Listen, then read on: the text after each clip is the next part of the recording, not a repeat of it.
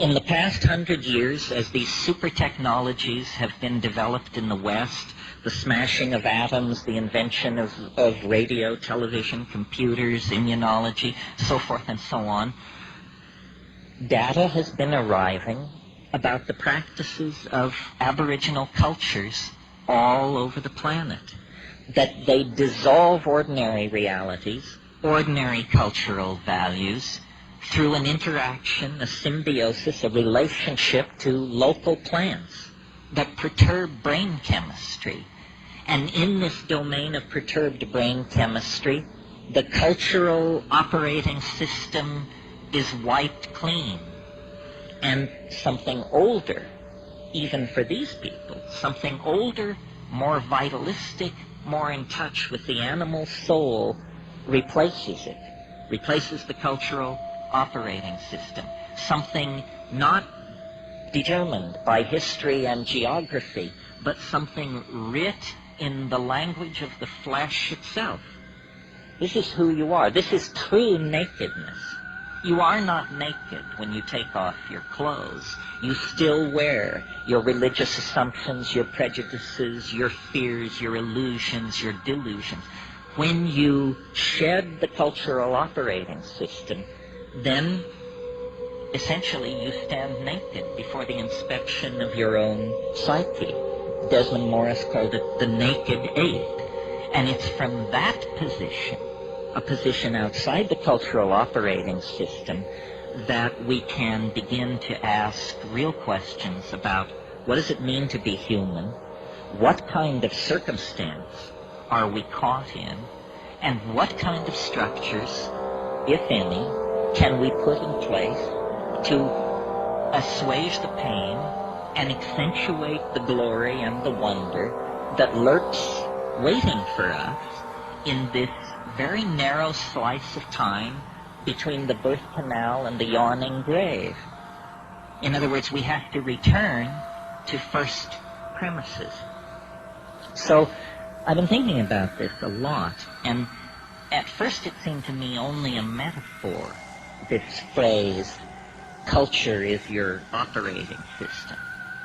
But because I travel around a lot and get that jolting experience frequently of, let's say, leaving London on a foggy evening and arriving in Johannesburg 14 hours later to a sweltering day in a city of 14 million on the brink of anarchy, I get to change my operating system frequently. And so I notice the relativity of these systems. And some work for some things and some for others. For instance, if you are a positivist, if you're running Positivism 4.0, you can't support UFOs. Positivism 4.0 does not support UFOs. If, on the other hand, you're running Urantia Book 5.1 as your operating system, UFOs and a number of other things can get in through the door. That is what we would technically say is a more tolerant operating system, or its plug-in support special effects denied the positivist. Well, it's fun to think this way because it shows you that you don't have to be the victim of your culture. It's not like your eye color or your height or your gender. It's fragile. It can be remade if you wish it to be. And then the question is, well, how does one download a new operating system? Well, first of all, you have to clear some space on your disk. The best way to do this is probably with a pharmacological agent. You think of some while I have a drink of water.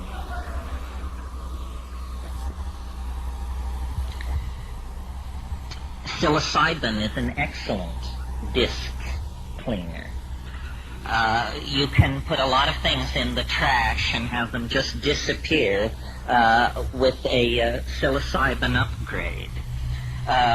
Other pharmacological agents that will clear your disk are ayahuasca And of course, these are gentle clearings of the disk, which take 5, 6, 7 hours. If you're in a hurry to dump that old data and leap right into the new operating system, click on the button marked dimethyltryptamine. A compressed disk erasure will immediately be downloaded, unstuffed, bin-hexed, implemented, installed, run, and you will find yourself with an entirely different head. Now, shamans have always known, though they may not have used the kind of language I'm using here, shamans have always known this trick. What trick? It has two facets. First of all, that culture is an operating system. That's all it is. And that the operating system can be wiped out and replaced by something else. So, in essentially, what's going on among shamans and those who resort to them for curing and counseling and so forth is somebody's running a slightly more advanced operating system than the customer. The shaman is in possession of certain facts about plants, about animals, about healing, about human psychology, about the local geography, about mojo of many different sorts that the client is not aware of.